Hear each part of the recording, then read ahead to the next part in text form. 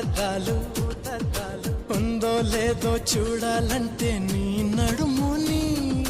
వందల కొద్ది కావాలంట జలపాతాలు పెరిగే కొద్ది తీర్చాలంటే నీ వేడిని లెక్కకు మించి జరగాలమ్మ మొదటి రాత్రులు మక్కువ తీరక చెయ్యాలంటే మధుర యాత్రలు విన్నాను నీ హృదయవాణి వెన్నెల్లలో నిన్ను చేరని మన్మధుడే బ్రహ్మను పూని సృష్టించాడేమో గాని 60 కేజీల దుడుకుతనాన్ని